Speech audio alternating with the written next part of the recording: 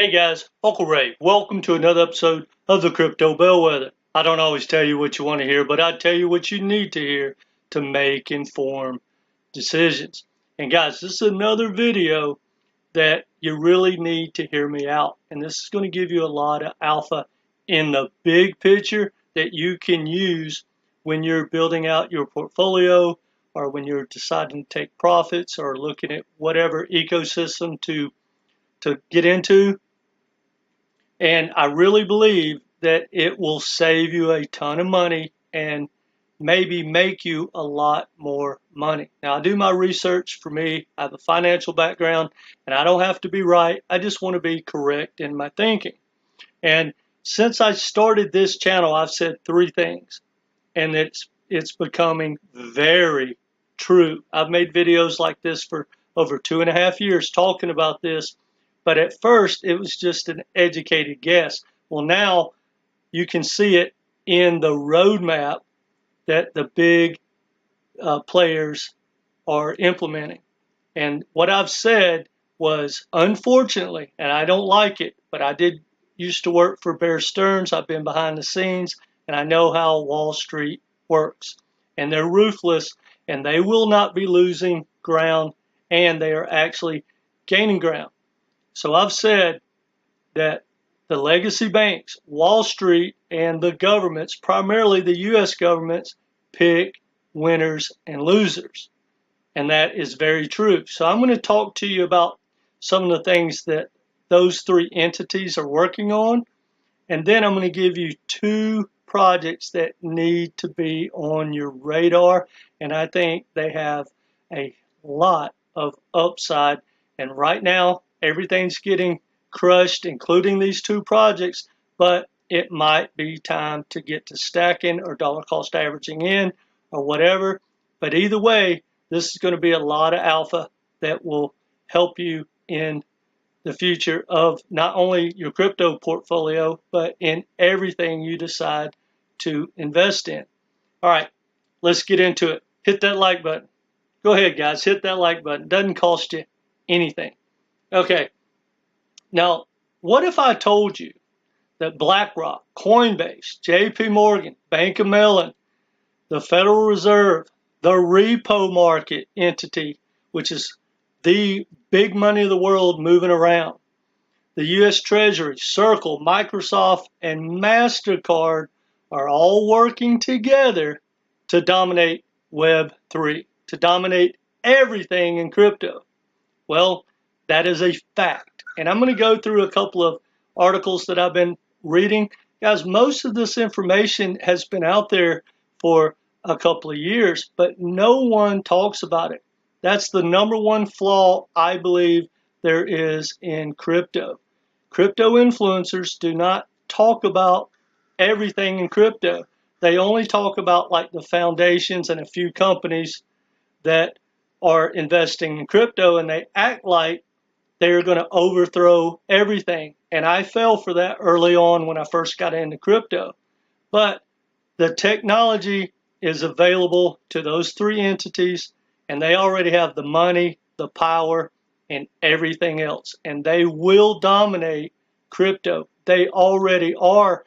We just don't know that. And if you take all those entities together, guys, do you not think they're going to dominate anything they choose to get involved with? It's almost impossible. Those are the most powerful players in the world.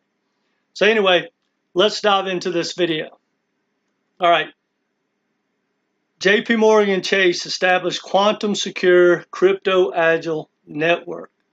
And I'm not going to talk, tell you everything about these articles. It's just going to give you some bullet points to show that I'm not just making this up. And why I have to tell you that is beyond me. Why would I tell you anything in crypto? Because it does not grow your channel. People hate to hear the truth. The way you grow a channel is you just tell people what they want to hear. You get them to be tribal about a couple of tokens, and they'll keep coming back for whatever that's worth. But check this out. This is an article by EOS, and it's talking about BlackRock, and it says the partnership between BlackRock could be the foundation upon which Wall Street 2.0 is built. And it talks about tokenized assets and things like that. Here's an article from JP Morgan on their website years ago. And it says digital cash is coming, but will it really be built on blockchain? Over 100 countries are exploring central bank digital currencies, but it may not be the crypto coup some have imagined. And that's what I've been saying for over 2 years. And I've been screaming at the top of my lungs, basically, for the last 6-7 months, because now you can see what all these players are up to. And so, guys, you think about those entities, trillion-dollar corporations, they are all getting together, and they're competing against average people. Even those people might be worth 100 million, or they might even be a billionaire. They have no chance. Now, they may get their share, but the lion's share, unfortunately, is going to go to basically Wall Street. Now, in this article, it talks about JP Morgan has API-based mechanisms for interoperability. And we're going to touch base on that, why that's relevant at the end of this video. But now, one thing in this other article talking about JP Morgan and how in the repo market on their Onyx blockchain, guys, they are transacting over $1 trillion a month. $1 trillion is moving on JP Morgan's blockchain. Now, bear with me right here. Let me see. It says, this is JP Morgan talking. We would ultimately like to keep all of our cash as well with the Fed and use payment rails to the Fed, because that moves us away from reliance on TradFi. And then in this one, now hear me out, especially people thinking that some other entity is going to take over payments. It says JP Morgan Coin system is a 24/7 system that offers instant settlement. So they already have that tech, guys, as well as liquidity management across borders. They are already dominating. So I can hear the XRP army already crying, no, everything's going to run on XRP rails. Why would it? They don't need it. They already have all the customers. They're already doing 1,000x more volume than Ripple ever thought about, and Ripple probably ever will. You can't compete against these giants. Maybe 25, 30, 50 years from now, maybe they'll be a giant. This gets back to the U.S. Treasury wants to eradicate the crypto threat. Well, how do they do that? And guys, to be honest, they're not really worried about mining your money. They want to control the wealth of the world. Well, where does that wealth flow from, to and from now? These entities like BlackRock, JP Morgan. JP Morgan is the most powerful bank on the planet. They own like 39.4% of the Fed. Most people don't know that. And the only bank that is bigger in the world is a Chinese bank. Well, that's not a corporation, right? That is a government entity. That's like saying you're not as powerful as the Fed. Of course you're not as powerful as the Fed. They can print unlimited money. But JP Morgan, and guys, I don't like them. I don't like Jamie Dimon. I don't like any of it. But I do like making money, and you got to be informed. Now, I'm about to get into the two tokens I want to talk about, and stay with me. This is an article that is over 2 years old, and it talked about JP Morgan's flow and movements inside of crypto, their roadmap. And it goes from 2015, which they have not been talking about their roadmap because they don't want people to know what they're up to, right? They don't have influencers. They could care less about mining your money. They already have all the money on the planet when they tokenize the assets they have under management. But I want to bring this one thing to your attention. This article ends in June 2022. And it's the last thing it says that JP Morgan indicates that they have a plan to bring trillions of dollars of tokenized assets into DeFi. Now think about it, guys. Think back. 2 years ago, no one, and I mean no one, was talking about tokenized assets. Now you hear all these projects launching, oh, we're going to tokenize the world. Really? You're way behind schedule.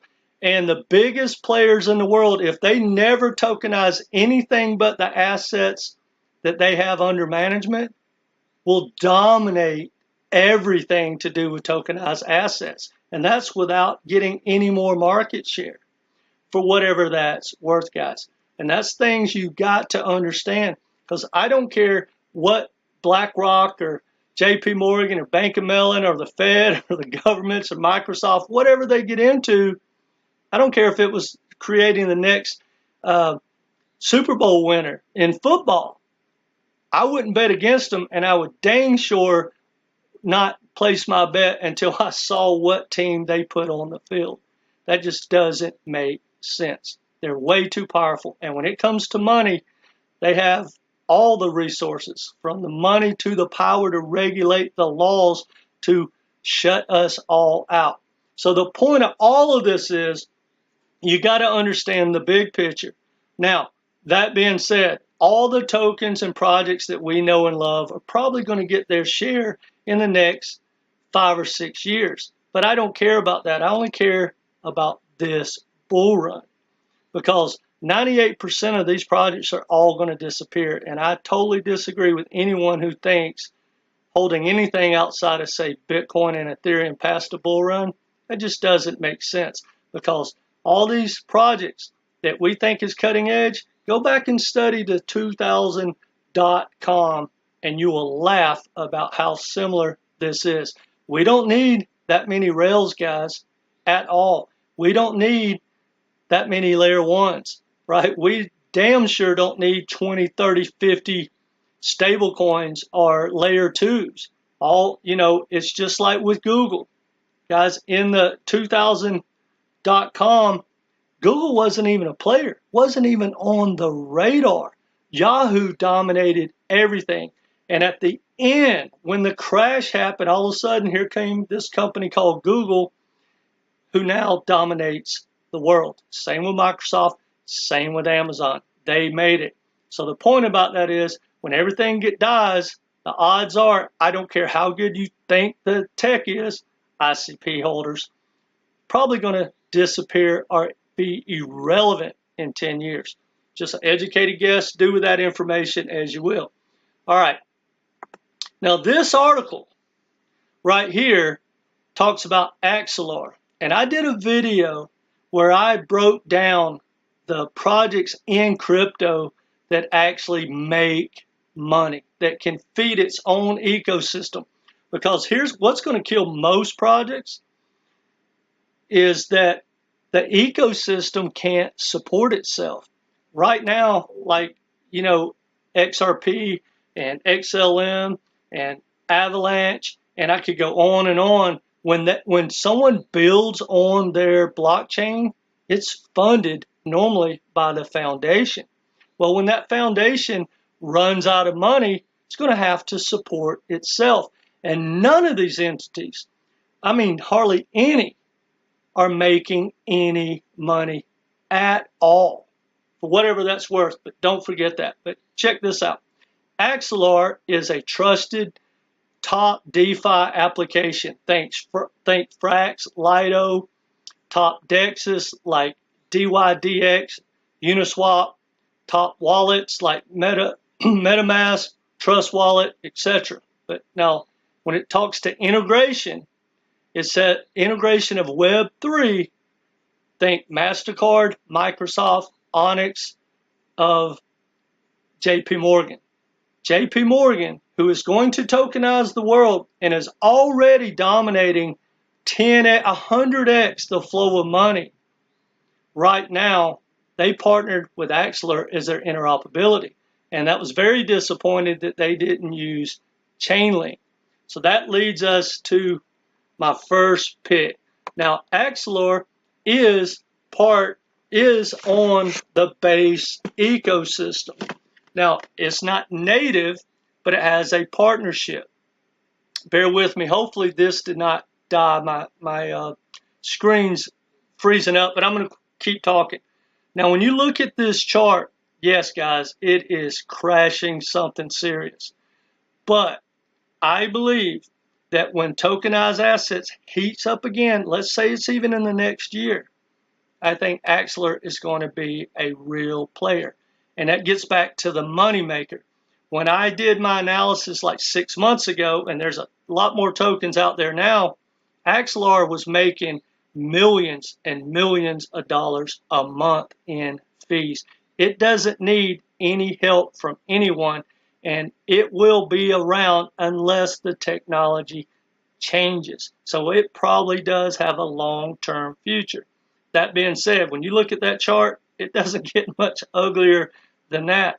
But I think from here, it will probably start to consolidate and then hopefully move up. And for me, I'm not going to wait for it to get to a new all-time high. From here, I'm just going to take my profits and run early. I'm going to be a lot more aggressive. I made a video about my new plan because, guys, before I show you the last token, I just want to make it clear. There's 2.5 million tokens out there. Everything's diluted. So if you think that your bag, right, that 1 million tokens, 100,000 tokens are all going to just make new all-time highs, mathematically, that's impossible. I'll share that video at the end. I highly recommend you watch it. Now, Aerodrome, that is my next pick. And the reason I picked that, which I need to go back, I didn't make it clear. The reason all those entities that I mentioned, they are going to end up using Base ecosystem, right? Because Base is part of Coinbase. And guess what, guys? No token needed. So when JP Morgan and Blackrock and Coinbase move in and out of the Fed, they're going to use their own private rails. And when they need a public rail, they'll use Base. And what does Base use? USDC. So when you look in the news, guys, that's why you see Coinbase and the Fed and JP Morgan and all these groups working together. They're going to use token or rails that don't need tokens. People can't understand that, but for the most part, the big money is going to run through like the JP Morgan type rails. But the other money will be used stable coins, right? XRP, XLM, projects like that are redundant. Guys, when you send money like with PayPal or Venmo, you don't have to download a token. It's redundant. And if you think about it, stable coins can do almost anything you want them to do when it comes to payments, cross-border payments. PayPal, right? If you have their stable coin, how do you use Base? You use USDC. The stable coin can run on any rail, and the odds are the rails it uses won't need a token. And people are going to argue with that, but guys, do some research and ask yourself, if I already have USDC or Bitcoin or Ethereum, which the banks can already hold some of that around the world, not the U.S. banks. But if you already have that, why would you download a third-party token? You're not going to do it. People go, oh, well, the fees, or it's faster. Guys, it's all going to be, it's like a telephone, right? Telephone service. No one cares. Who gives you the best price, right? It doesn't matter. No one cares. Ask yourself, do you use XRP? Do you use XLM? Do you use whatever token? Think about the tokens you actually use. We all use Uniswap, right? Everyone has bought Ethereum, and most people have bought Bitcoin, right? But go through all the tokens you use. And if you're not using it, and Wall Street's not using it, and the legacy banks are not using it, well, are not buying it to use, why would it survive? And if it does survive, how is it going to get higher in what it's already valued at in a big life-changing way? I know I'm ranting, but bear with me, guys. Anyway, if you look at Aerodrome, it has absolutely crashed just like everything else. But just from looking at that chart, guys, it should probably bounce. And for the most part, yes, it's been going down, but it's starting to consolidate. And I truly believe when tokenized assets get hot again and Blackrock and JP Morgan start to comment on tokenized assets, you're going to see people go into the Base ecosystem. When Coinbase, who just launched their Base wallet, which I was disappointed in, but when they start onboarding retail and all these new projects start to build on the Base ecosystem, it starts to grow, most people are going to swap using Aerodrome for whatever that's worth. Now, if you want a meme coin, I'll throw in the third. Brett is probably the meme coin you might want to buy on the Base ecosystem. There are a lot of new projects coming out. I know there's one called Duel, and I'm doing this by memory, is a gaming project that's going to launch on Base coming soon. I'm going to probably take a hard deep dive on that. So if you haven't subscribed, do so, and we'll keep you abreast of what's happening in the big picture and hopefully help you get a game plan. That being said, guys, I do one-on-one coaching. It's only $250 for 3 Zoom or phone calls. If you need some help getting a game plan, you should probably take a look at the coaching. I really think it'll help you out a lot. But whether you take me up or not, guys, get aggressive at taking profits or you'll become the profits. Watch this video. I link at the end because, guys, this bull market is different and you are not going to get the upside you think probably. Just watch the video. It's not financial advice. Anyway, go ahead and hit that like button if you like this information and come back and be part of this community. Take care, guys.